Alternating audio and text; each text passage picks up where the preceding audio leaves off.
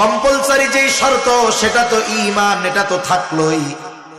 ঈমান যদি না থাকে তো আমলে সালেহি হবে না।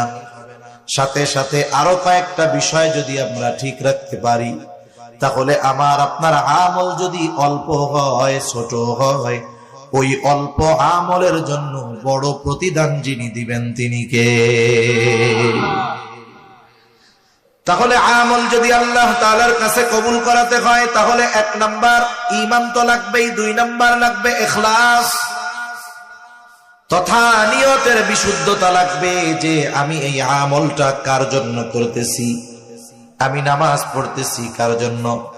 আমি হজ করতেছি আলহাজ হাজি হওয়ার জন্য নাকি আল্লাহর জন্য? আমি দান সাদকা করতেছি কার জন্য? আল্লাহর জন্য। এই বিষয়গুলো আগে ফিক্সড করতে হবে।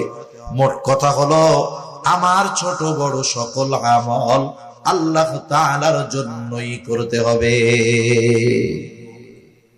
এটা হলো আমলের মৌসুম। কিসের মৌসুম? আমলের মৌসুম। যে ব্যক্তি কৃষি কাজ করে সে যদি চাষের মৌসুমে যথাযথভাবে চাষ করে, সবকিছু যদি যত্ন সহকারে করে, ঠিকঠাক ভাবে করে, আল্লাহ তাআলা যদি কোনো মুসিবত না দেন, আল্লাহ তাআলা যদি কোনো বিপদ না দেন, তাহলে আশা করা যায় ওই ব্যক্তি একটা সময় ফসল ঘরে তুলবে এবং ওই ফসল দিয়ে তার আগামী ফসল হওয়া পর্যন্ত, আগামী ফসলের আগ পর্যন্ত সে তার চাহিদা প্রয়োজন মিটাতে পারবে। ঠিক কিনা বলেন?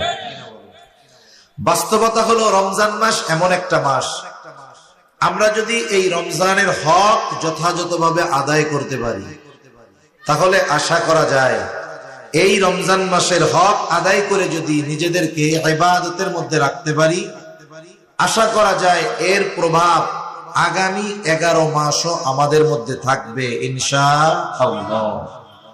তবে বাস্তবতা হলো আমরা রোজার হক পরিপূর্ণভাবে আদায় করে রাখতে পারি না।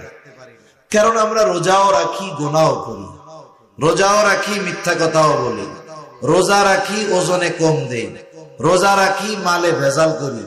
এমনি সময় তো এমনি করতাম, এখন রোজার মাসে রোজা রাখা টুপি মাথায় দিয়া অপরাধগুলো করি। ঠিক কিনা বলেন?